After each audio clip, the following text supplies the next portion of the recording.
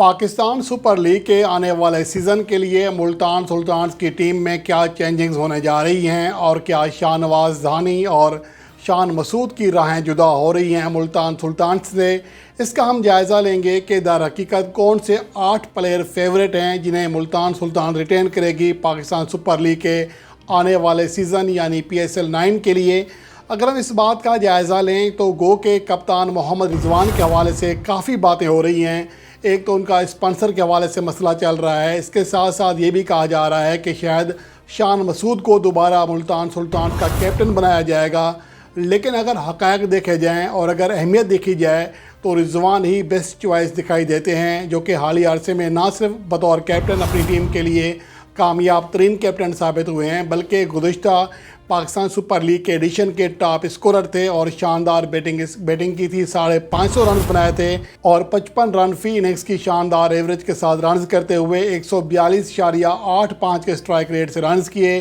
1 century اور 4 50 بنائی تھی، 54 چوکے اور 14 چھکے بھی لگائے تھے۔ تو اس طرح محمد رضوان کی جو شمولیت ہے انہیں ریٹین کرنا لگ بھگ یقینی ہے، لیکن اگر کوئی نان کرکٹنگ ایشوز نہ آئے تو محمد رضوان کی جگہ کو کوئی خطرہ لاحق نہیں ہے۔ اس کے علاوہ جو دوسرے کھلاڑی ہیں جو کہ لازمی طور پر ملتان سلطان ریٹین کرنا چاہے گی وہ ہیں ریلی رساؤ، جو کہ گزشتہ PSL کے تیسرے ٹاپ اسکورر اور غیر ملکی پلیئرز میں سب سے زیادہ رنز کرنے والے کھلاڑی تھے۔ انہوں نے مجموعی طور پر 453 رنز بنائے تھے، 45.30 کی ایوریج اور 171.59 کا اسٹرائک ریٹ رہا، جو کہ تمام ٹاپ بلے بازوں میں سب سے زیادہ اسٹرائک ریٹ رہا تھا۔ 21 چھکے لگائے تھے، جو کہ محض فخر زمان کے بعد کسی بھی بلے باز کے مشترکہ طور پر دوسرے زیادہ چھکے تھے۔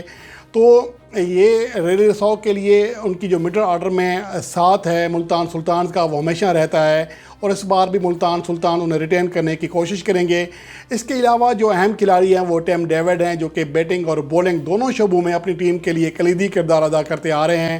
وہ بھی ان کا ساتھ دے سکتے ہیں۔ اس کے علاوہ اسامہ میر، جو کہ گزشتہ ایڈیشن میں اپنی ٹیم کے تیسرے ٹاپ وکٹ ٹیکر تھے، لیکن مسئلہ یہ ہے کہ ڈائمنڈ کیٹیگری میں زیادہ سے زیادہ 2 پاکستانی پلیئرز کو منتخب کیا جا سکتا ہے، اس لیے بہرحال ان کے پاس آپشن ہوگا، شاید اسامہ میر کے بغیر بھی جانا پڑے۔ اور جو گولڈ کیٹیگری ہے اس میں پاکستان کے 2 کھلاڑی وہ سلیکٹ کرنے کے مجاز ہیں، زیادہ سے زیادہ 2 کھلاڑی سلیکٹ کیے جا سکتے ہیں، اور وہ ہیں عباس افریدی اور احسان اللہ، جو کہ گزشتہ PSL میں ملتان سلطانز کے ٹاپ وکٹ ٹیکر تھے اور عباس افریدی ٹورنامنٹ کے ٹاپ وکٹ ٹیکر تھے۔ ان دونوں کو برقرار رکھنا چاہیں گے۔ اس کے علاوہ اس کیٹیگری میں انور علی، شاہ نواز دھانی اور عرفات منہاس شامل ہیں، اس لیے زیادہ پلیئر کو برقرار رکھنا، ریٹین کرنا مشکل ہوگا ملتان سلطانز کے لیے۔ اس لیے